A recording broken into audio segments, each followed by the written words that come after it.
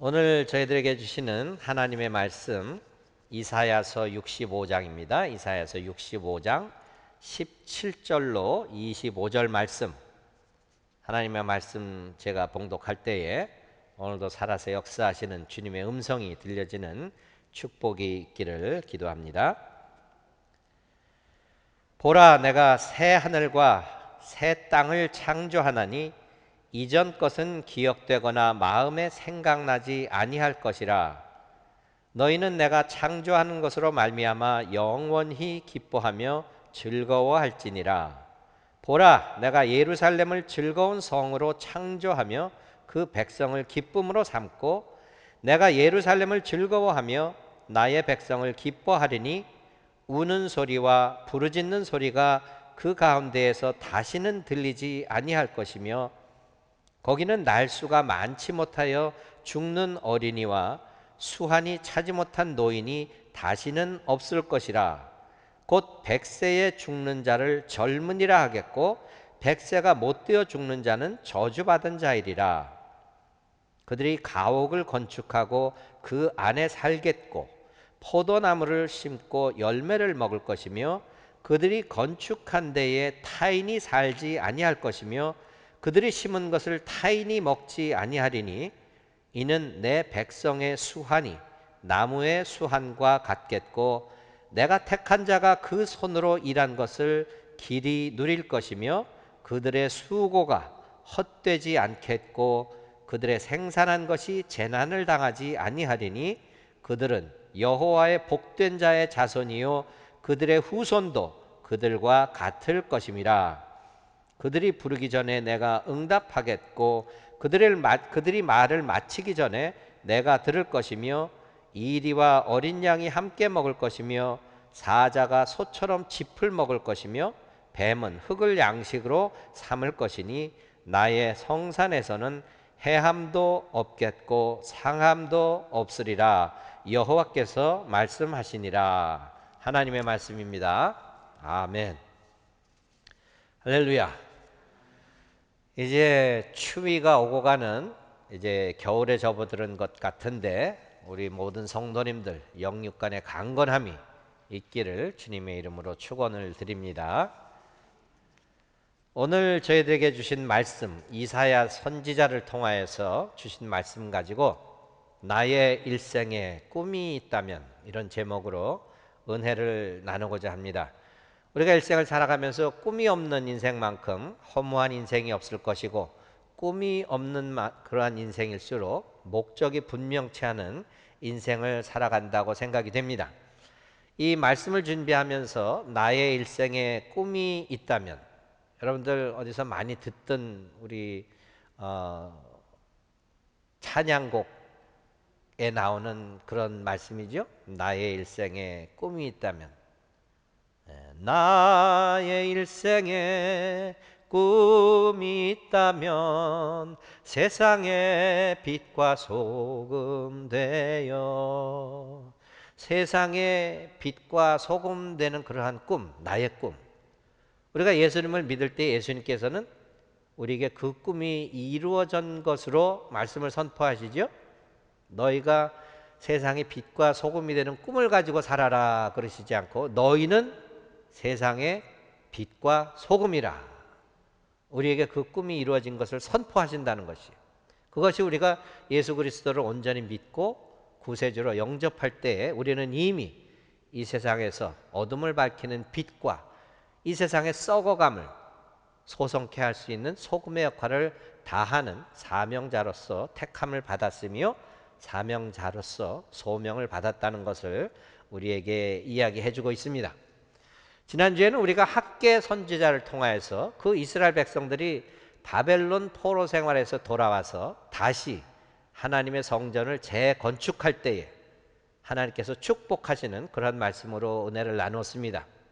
그 솔로몬이 지었던 영광스러운 그 제단, 하나님의 성전에 비하면 정말 보잘것없겠지만 가진 것 다 뺏기고 목숨만 겨우 부지하고 고향으로 돌아온 그러한 하나님의 백성들이 성전을 다시 재건축할 때에 그 열심으로, 그 믿음으로, 그 순종함으로 짓는 그 성전이 그 전의 영광보다 더 크리라 하신 축복의 말씀을 주셨습니다. 우리도 인생을 살아가면서 많은 영광스러운 제단을, 은혜스러운 제단을 섬겼겠지만 이제 한 교회로 부르셔서 이곳에서 하나님의 성전을 다시 짓고자 하는 그런 믿음과 순종함과 소망함으로 지어갈 때에 우리 학계 선지자를 통해서 주셨던 그 축복의 약속의 말씀이 우리에게 있어지기를 주님의 이름으로 축원을 드립니다.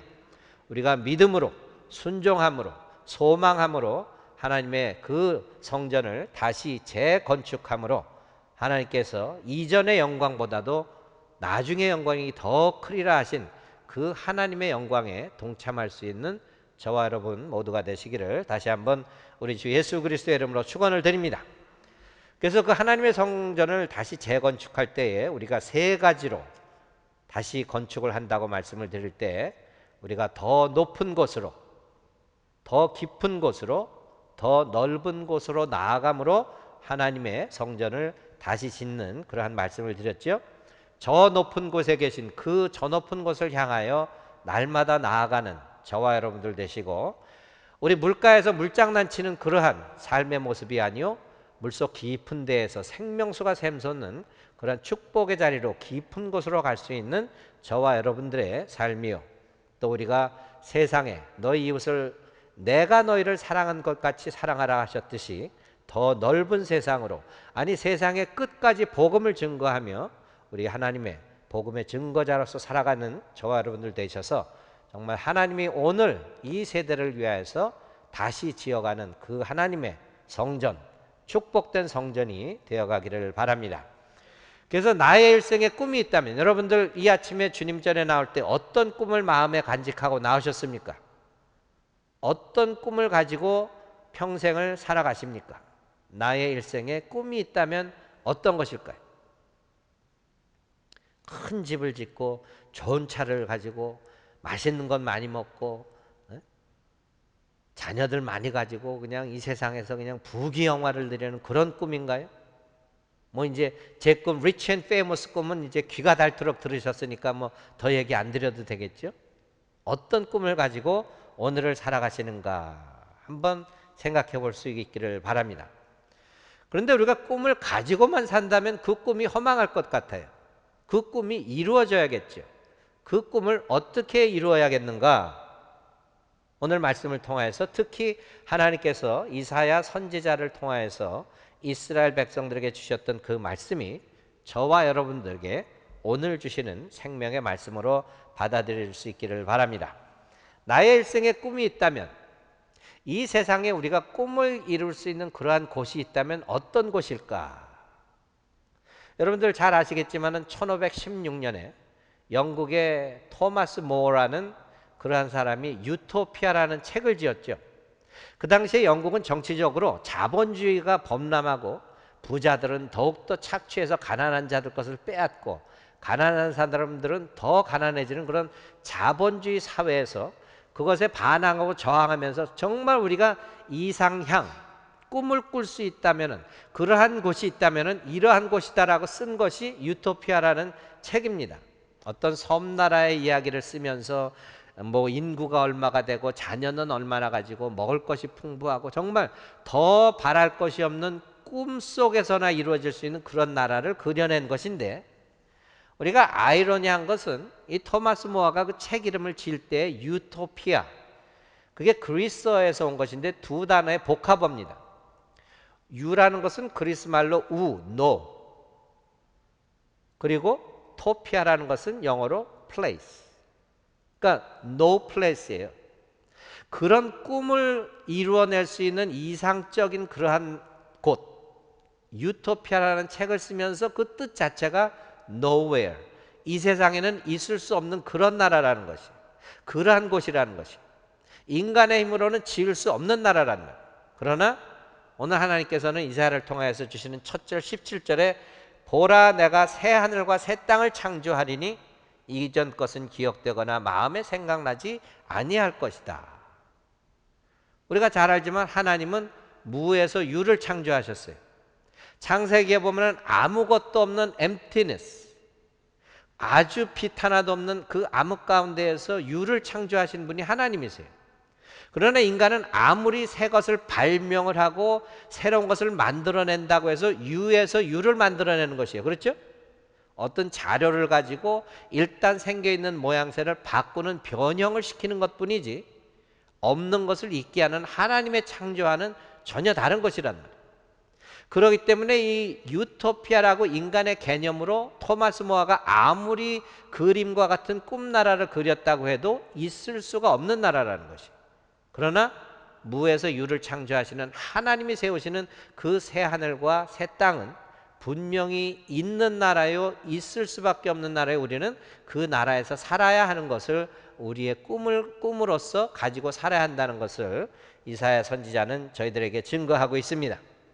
결국 하나님께서 내가 새 하늘과 새 땅을 지으리라 창조하리라 하신 것은 하나님의 창조의 완성을 뜻하는 것이에요. 창세기에 세상을 지으시고 하나님 보시기에 어땠어요? It was so good. 참 좋았더라. 그 세상이 죄로 물들어서 하나님을 배반하고 선택받은 이스라엘 백성들이 하나님 곁에서 떠나가고 하나님께서 거듭거듭 심판과 징벌과 회개하라고 가르치시는데도 그 세상이 오늘 어떻습니까? 혼탁하고 죄악으로 가득 차고 부서지고 싸우고 그런 세상이지만은 결국 하나님께서 만들어내시는 그 꿈나라와 같은 그 나라는 분명히 현실에도 있고 우리의 인생이 다할 때 갈 수 있는 하늘 천국에 있는 그 하나님의 나라, The Kingdom of God가 존재한다는 것이에요.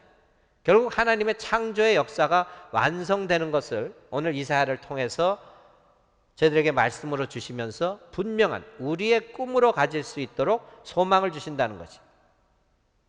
그러면 어떻게 우리가 꿈을 그냥 꿈으로 가지고 사는 것이 아니고 그 꿈을 이루어낼 수 있는가? 세 가지 단계로 우리가 이해하기를 원합니다.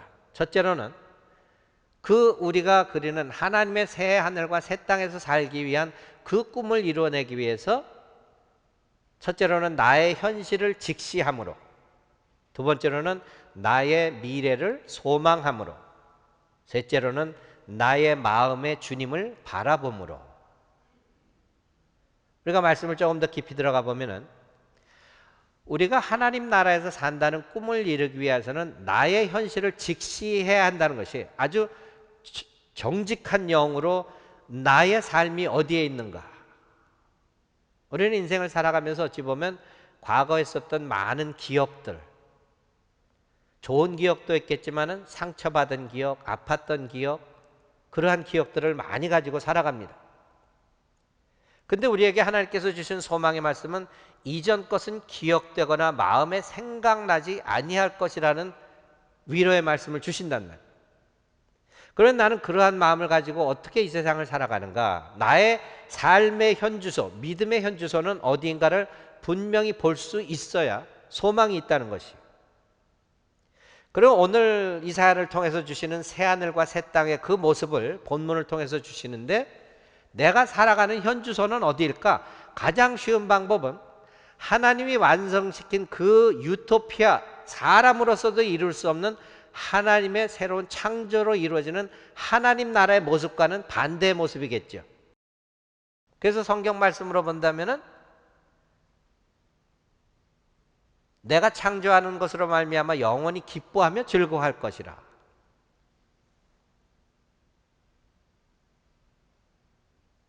나의 백성을 기뻐하리니 우는 소리와 부르짖는 소리가 그 가운데서 다시는 들리지 아니할 것이며. 우리가 살아가는 이 현주소는 울음소리와 하나님께 간구하는 소리와 그렇게 부르짖는 소리가 우리 주변에 둘러싸여 있는 그런 삶을 살아간다는 것이겠죠.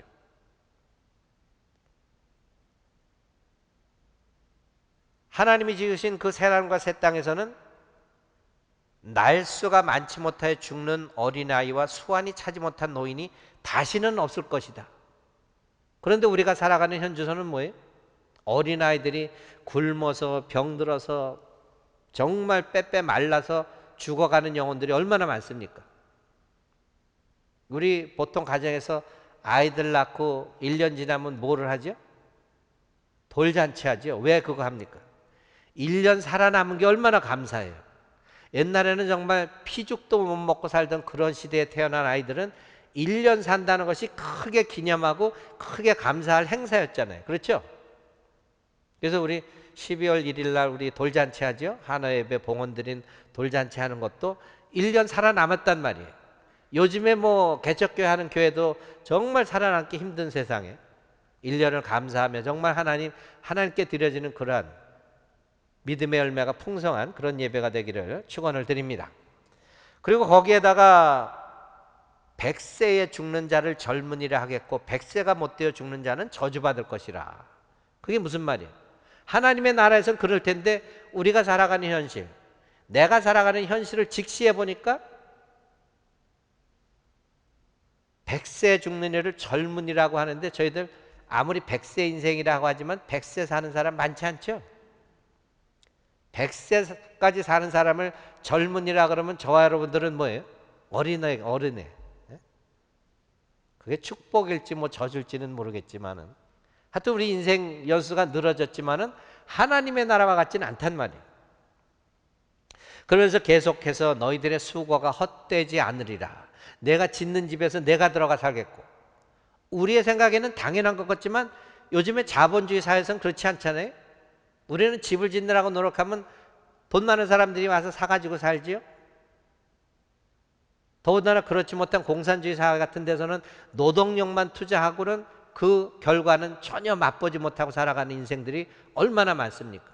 그것이 우리가 살아가는 현주소이기 때문에 그 하나님 나라에서 우리의 소가가 헛되지 않고 내가 내 손으로 땀 흘려서 지은 집에 내가 사는 것, 당연한 것 같지만 그게 축복이란 말이에요.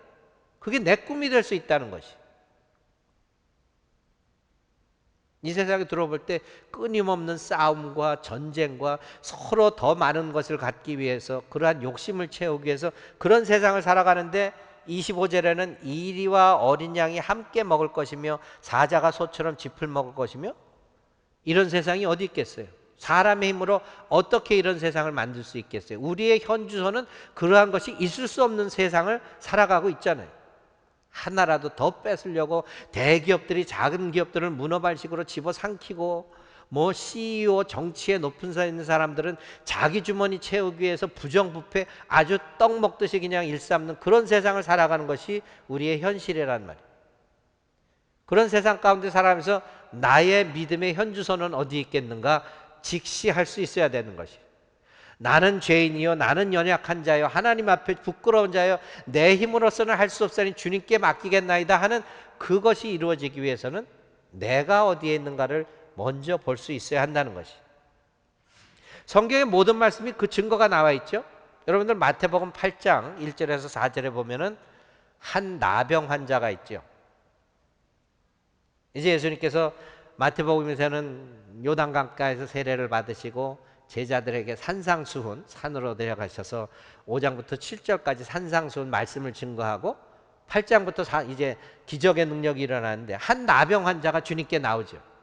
한 나병 환자가 자기 자신을 보니까 뭐예요? 나의 일생에 꿈이 있다면 뭐예요? 그 나병이 낫는 거겠죠. 죽음에 이르는 병, 죽음과 같은 병에서 낫는 거 그 위에 무슨 꿈이 있겠어요? 주님 앞에 와서 주여 원하시면 저를 깨끗하게 하실 수 있나이다. 그 다른 말로 뭐예요? 주여 나에게 한 가지 꿈이 있는데 그 꿈은 정말 세상에서 사람 끝을 못하고 사람으로도 취급받지 못하고 죽을 수밖에 없는 내 인생 이 나병을 주님은 고칠 수 있사오니 그거 고쳐주시옵소서. 자기의 꿈을 하나님한테 내놓는 것. 그 다음에 5절부터 8장 5절부터 13절에 보면은 한 백부장이 나오죠. 자기만이 아니고 자기 주변을 둘러보니까 삶의 현주소에 어떤 게 있어요? 자기 종이 죽어가고 있어요. 내 하인이 중풍병으로 집에 누워 몹시 괴로워하나이다. 주님께서 고쳐주시고 어떤 말씀을 하세요? 가라. 내 믿음이 내 믿음대로 될지어다. 9장에 가면은 중풍병자가 친구들에 실려서 오죠. 또 18절에 보면은 한 관리가 자기에게 꿈이 있다면 죽어가는 딸 하나 살리는 거죠. 내 딸이 방금 죽었사오니 죽어가는 것도 아니에요. 죽었어요. 그 딸을 살리고자 주님 앞에 나와서 매달릴 때 그 주님이 가시는데 길에서 또 자기 자신을 보니까 자기는 혈루병으로 12해를 앓던 여자인데 아무 데에서도 고침을 받지 못하니까 내 일생에 꿈이 하나 있다면 이 12년 동안 아무도 고칠 수 없었던 이 꿈을, 이 병을 고쳐주옵소서. 그 연이 고백이 제 마음에 그 겉옷만 만져도 구원을 받겠다 함이라. 우리 주님께서 따라 안심하라, 내 믿음이 너를 구원하였다. 그 외에도 많은 성경에 나오는 사람들이 자기가 사는 삶의 현주소에서 내게 한 가지 꿈이 있다면 그 꿈을 이루어질 수 있는 사람은 오직 주 예수 그리스도이기에 먼저 자기의 문제를 볼 수 있었고 자기에게 꿈이 무엇인지를 알 수 있었으니까 그것이 이루어졌다는 것이 아니에요. 저와 여러분들에게도 믿음의 현주소가 무엇인지, 교회를 아무리 오래 다녔어도 나의 직책이 목사든 장로든 그 어떤 지위에 있든지 그것이 문제가 아니란 말이에요. 나는 길이요 진리요 생명이요 나를 따르지 않고는 하나님 아버지께로 올 자가 없나이다 했는데 그 길을 따라 사는가, 그 현주소를 직시할 수 있는 그것이 첫 단계라는 것을 기억하면서 나의 삶을 다시 한번 돌이키고 온전한 믿음의 길대로 따라갈 수 있는 저와 여러분들 되시기를 바랍니다. 이 성경에 그러한 많은 자기의 현주소를 직시한 사람들이 있지만 놀라운 사실은 예수님이 그 본을 먼저 보여주셨다는 것이에요. 마태복음 3장 13절부터 14절까지 보면은 예수님께서 세례 요한에게 물 세례 받는 장면이 나오죠. 세례 요한에게 세례를 받으러 가시니까 세례 요한은 아이고 저는 주님의 신들매를 매기에도 부족한 사람인데 어찌 저에게 세례를 받으려 하십니까? 근데 주님께서 마태복음 3장 15절에 보니까 세례 요한에게, 사실 하나님의 아들인데 이제 허락하라, 우리가 이와 같이 하여 모든 의를 이루는 것이 합당하니라. 예수님의 목적은 오직 지금 내가 이 세상에 보내심 받은 그 뜻을 깨닫고 그 의를 이루어 드리는 것이 목적이란 말이에요. 그 시간에 예수님께 나의 꿈이 있다면 하나님의 의를 이루어 드리는 것이기에 세례 요한에게 해서 이제 허락하라, 내게 세례를 허락해 달라는 것이.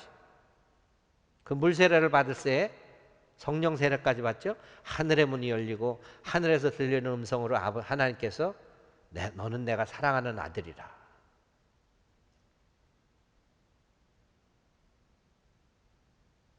예수님께서도 나를 보내신 하나님의 그 비전, 그 하나님의 선하신 뜻, 그것이 예수 그리스도께서 물세례 성령 세례를 받음으로 하나님의 뜻을 이루시는 것을 보이심으로 사도 바울이 로마서 8장 28절에 기록하듯이 우리가 알거니와 하나님을 사랑하는 자 곧 그의 뜻대로 부르심을 입은 자들에게는 모든 것이 합력하여 무엇을 이룬다? 선을 이루느니라. 어떻게 부르심을 받았어요? 하나님 그의 뜻대로 부르심을 받은 자들이 저와 여러분들이란 말이에요. 저와 여러분들은 합력하여서 무엇을 이루어야 돼? 하나님의 뜻을 이루어지는 것으로 부름을 받았으며 우리가 한 교회가 되었다는 것이. 저와 여러분들에게 한 꿈이 있다면 어떤 꿈이겠어요? 그 뜻을 이루어드려야 하는 거겠죠. 결국 나 자신을 보면서 나는 할 수 없다는 것, 하나님만 할 수 있다는 것, 그것을 고백하면서 우리가 주기도문에 주기도문에 우리가 기도로서 고백하듯이 하늘에 있는 하나님의 나라가 이 땅에 이르게 하옵소서. 그래서 모든 것 가운데 내 뜻대로 마옵시고 주님의 뜻대로 하옵소서. 그 고백이 있어지기까지는 내 삶의 믿음의 현주소가 어디인가가 분명히 깨달아져야 한다는 것을 기억할 수 있기를 바랍니다. 두 번째로는 나의 미래를 소망함으로 나의 평생에 한 가지 소원이 있다면, 꿈이 있다면 그 꿈을 이룰 수 있다는 것이. 현재 눈앞에 보이는 그것은 일시적인 것이에요. 그렇죠? 우리가 살다가는 이 세상은 잠깐 있다가는 세상이란 말이에요. 천년이 하루 같고 하루가 천년 같은 하나님의 시간 안에서는 우리는 잠깐 있다가 없어지는 그러한 삶이기에 우리의 삶이 아무리 비천하고 아무리 망가지고 깨어지고 상처로 골마 털어지고 그렇다고 해도 그것만으로 끝나는 것이 우리의 인생이 아니라는 것이. 우리가 미래에 대한 소망을 갖는다는 것은 the end of the tunnel, there's a light. 아무리 깜깜한 터널을 가더라도 그 끝에는 빛으로 계신 주님께서 계시기에 그 미래에 대한 소망을 분명히 잃지 않고 살아가야 한다는 것을 저희들에게 가르치고 있습니다. 오늘 주신 말씀 17절에 보라 내가 새 하늘과 새 땅을 창조하나니, 영어 성경을 읽으면 조금 더 분명하죠. I am about to create new heavens and new earth. about라는 게 무슨 말이에요? 아직 이루어지지는 않았는데 그냥 막 당장 이걸 하신다는 그런 말씀이잖아요. I am about to create. 새로운 하늘과 새 땅을 창조하겠다는 약속이란 말이에요. 그 미래를 소망하면서 그 미래를 살아가는 저와 여러분들이 될 수 있기를 바랍니다. 지난주에도 그래서 우리가 이 교회라는 것, 어떤 교회를 지어야 하는가, 하나님의 뜻대로 부름을 받은 자들이 우리가 하나님을 사랑하니까 그 뜻을 이루어지기를 원하고 합력하여서 하나님의 선을 이루는데 어떠한 교회인가 한번 더 들어봤으면 좋겠어요. 이 가사를 읽을 때마다 진정한 교회가 어떤 모습인가 저에게도 감동을 주는데, 사람이 넘치기보다 사랑이 넘치는 교회, 섬김을 원하기보다 섬김의 기쁨을 알아가는 교회, 실천이 있어야 한단 말이죠.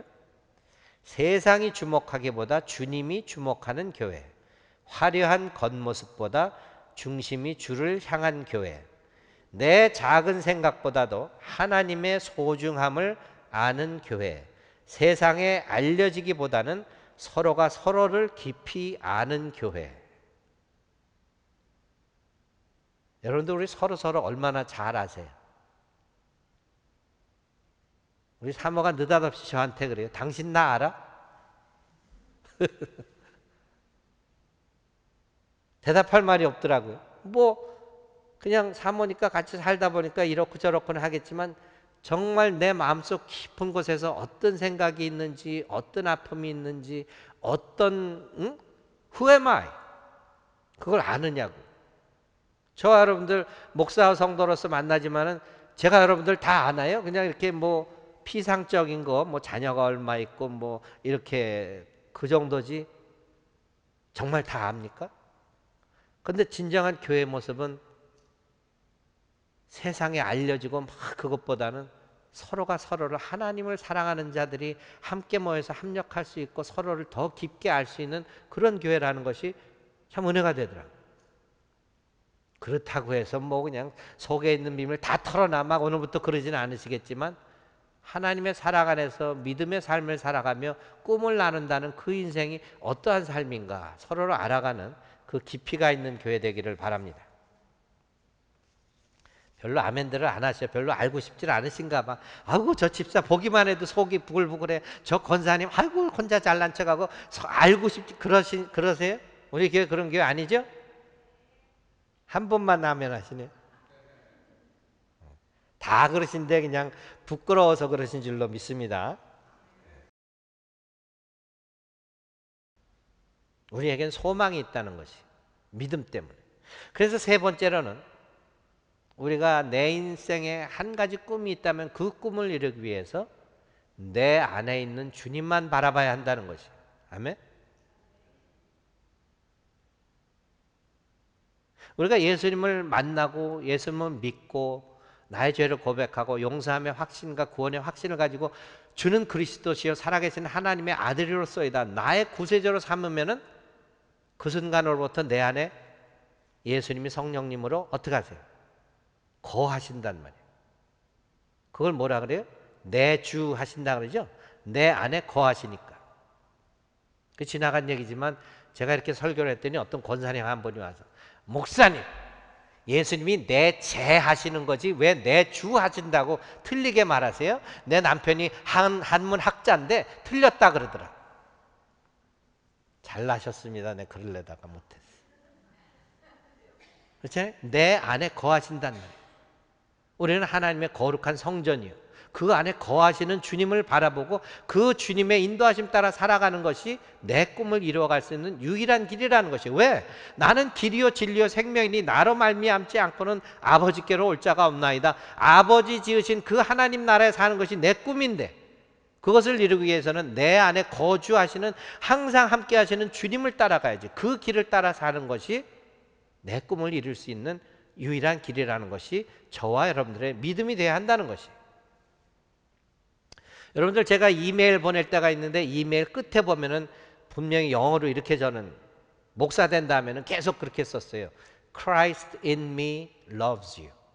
내 안에 거주하시는 그 예수 그리스도의 사랑으로 여러분들을 사랑합니다. 인간적인 사랑으로는 사랑하기가 참 힘든 사람들이 많아요. 그렇죠? 정말 저런 사람은 어떻게 사랑하라 그러셔? 원수보다도 더 원수인데 어떻게 그냥 용서하라 그러셔? 하나님 말씀대로 산다는 게 쉽습니까? 얼마나 어렵습니까? 내가 주님 사랑합니다, 주님의 사랑으로 이웃을 사랑하겠습니다, 말로는 되겠지만 여기서 돼요? 안 된다고. 그러기에 내 안에 거주하시는 그리스도의 사랑이라면 그게 된단 말이에요. 왜? 자기를 죽인 원수들까지도 사랑하는 본을 보이신 주님을 내가 믿기에 그분을 따라 산다면 그것이 가능하다는 것이. 내 안에 거하시는 주님만을 바라보는 것이 당연한 믿음의 삶이라는 것을 기억하고 실천할 수 있기를 바랍니다.